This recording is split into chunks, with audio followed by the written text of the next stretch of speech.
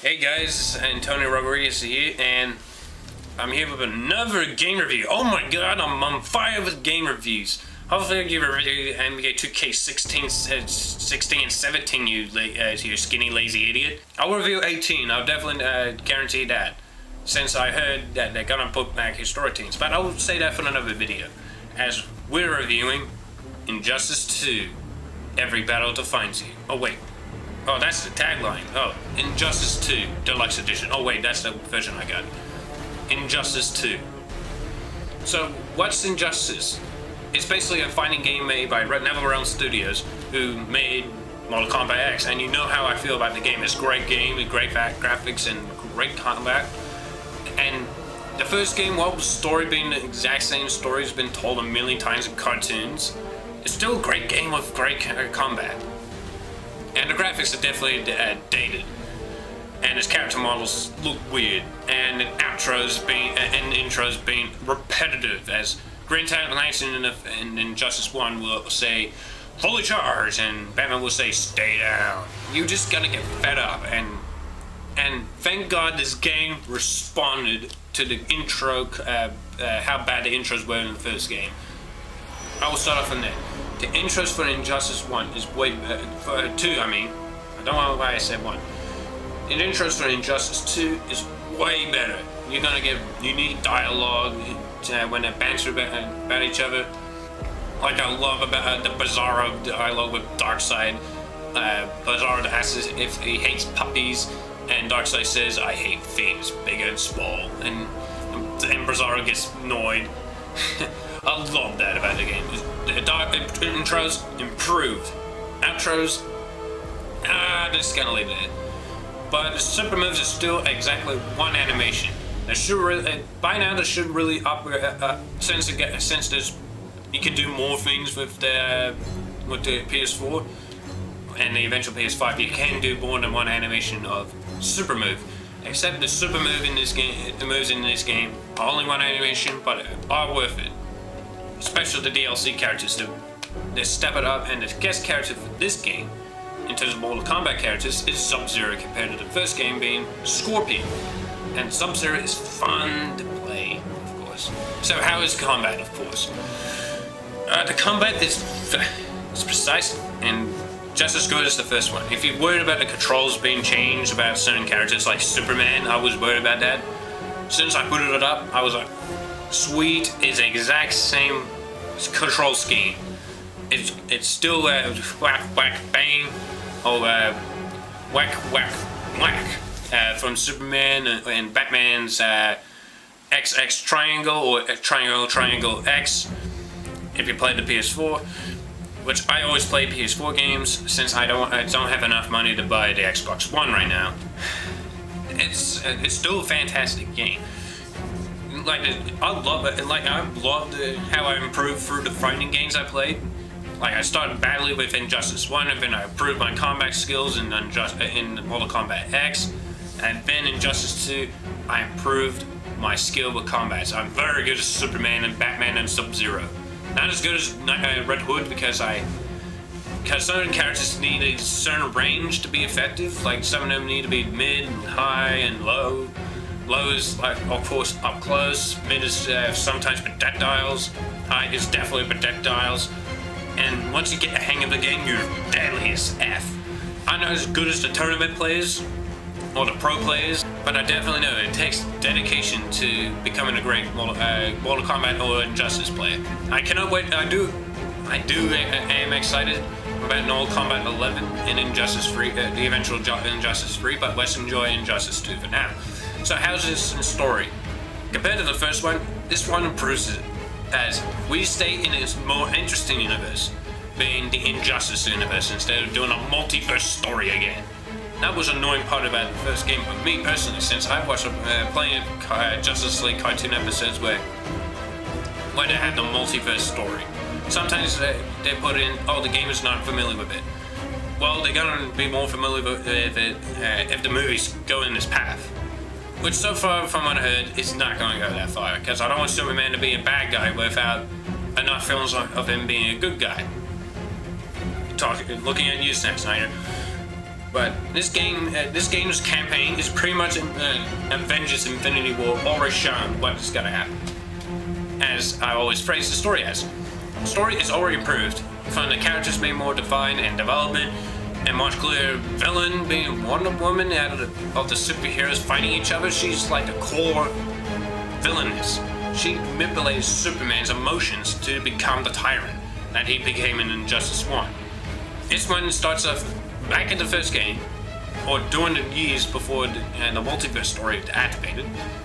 You start off as Batman, and then you play as different characters during the course of the game, including the new addition being Supergirl, and she already is a good character to play. Once you get the hang of it, you would like to go across the screen and then go appear in the next screen. And Brainiac's the villain of this game, and it should I would have loved Darkseid being the bad guy so they can stop being evil, but Brainiac is a good villain in the game. He definitely pushes the hero's emotions, and he caused the conflict again between Batman and Superman. As I said and mentioned before, it was Wonder Woman the whole time. If you ask me who's the real villain of the game, it's basically Wonder Woman if you read the comics like I did. And the comics are way better than the first game, of course. The characters are the characters in the comics were more developed compared to the first game, and you get more to morals. Since the first game was a little bit more of a rush, since they wanted the multiverse, and by the end of the game, you get two choices of endings, the good and the bad ending. I will not go on what's the good ending and what's the bad ending. I think you guys will figure it out, but once you get to the evil ending, which I chose because I trusted Angry Joe's word about it being evil, it was definitely evil. It's so evil and badass. You're just like, I cannot wait for Injustice 3 or Mortal Kombat vs. DC Universe Part 2. We already got 2 games of these those two universes. I won't be surprised next year Netherrealms says, alright guys, we're doing Mortal Kombat vs. DC. This time we'll be exploring more to the stories from the first 2 games we developed. And then we cross them over and resolve both of their storylines. I would have been like, yes, this is where the games were going to in the first place. And it would be a good idea to continue the Injustice and the Mortal Kombat universes. But how's the characters? What are difficult? I say that the most difficult character in the game is Captain Cold. His character is hard as hell. I played him against my brother. My brother bet me every time I play as Captain Cold. I don't even like the character of Captain Cold anyway, so I'm glad they put in an addition of Premier skins. Holy crap, the Premier skins are much better than some of the characters they put out. Like Captain Cold, I basically switched him immediately to Mr. Freeze. I don't like Captain Cold, but Mr. Freeze I like much better. Not because I know Batman pretty well, it's just because I don't like Captain Cold since his name is lame. It'd be even way worse if he calls himself Iceman. Oh wait, that's Marvel already took that. How about other Premier skins you mentioned, Antonio? Alright, that was Premier skins so far. Power Girl for Supergirl, John Stewart for Green Lantern, recently is Bizarro for Superman, and much more. And Reverse Flash is even in the game. In storyline, I thought you can unlock them, but you had to get the Source Crystals up. And I'm gonna, as I talked about in my microtransactions video, the microtransactions is in this game is a little bit more of, it's better than used because it's only used to get more skins and level up characters. That's fine with me because some people are not that patient. I was patient to level up my Superman to level 20 and my Sub-Zero to level 16 and my Flash to level 9 if I remember correctly. I was patient in that department. And with it's a multiverse system I was talking about before. It's basically Living Towers from Mortal Kombat X, as some reviewers describe it. I will describe the exact same thing. It's the Living Towers from Mortal Kombat X, and they're always so fun. You can even do free trials like the Mortal Kombat X. The only free trial I played in Mortal Kombat X was the Jason DLC, and I did not like him. I was like, if he comes out in DLC, I'm not playing him. He's already lame, I hate his fatalities. And as this game, the characters are way better. Sub-Zero's instantly fun. he's so fun to play as. If you play against me online, 10 times, most games I'll play as Sub-Zero or Superman, since I can master them both. I'm still learning about the characters, how they fight in the game, but they're instantly fun. And the gear system is very good as well. You can even put shaders, like I always put Godfall for Superman, since that always looks, I always like that the best from the first game, is his Godfall skin. God, this game even has a good steelbook. I like it. If you get the chance to get the steelbook, go get it. And I'm not trading this game anytime soon because it's too good to trade. So, you talk enthusiastically about the game, Lucky. What's your overall rating for the game? Ooh, it's tough in any Signor way. It's tough to rate this game because I try and remember what I rated Mortal Kombat X. I think I gave it like an 8 something out of 10, and it deserved that rating.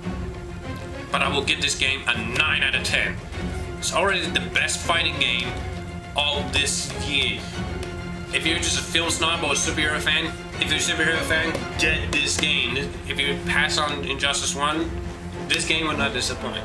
The combat's fun, everything's fun in the game. The story mode is much better than, probably better than Civil War, since all the characters' morals are news, but my opinion on Civil War is very confusing, since I think it's overrated. I like it, overrated, like it, and then I have more mixed emotions. But also, before I continue, they decided to do DLC practice for Brainiac, even though you can play him, get him when you finish the story mode. That was confusing, and I lost my code for Darkseid, but I had to get him from and use my own cache. Like, get this game if you're a film fan or superhero films or fans of superheroes in general. Get this game. You will have fun time, but you're probably not going to have fun with a bunch of pro players. So better practice offline with the combos. Then you maybe be great. So I see you guys in the next game review. Bye bye.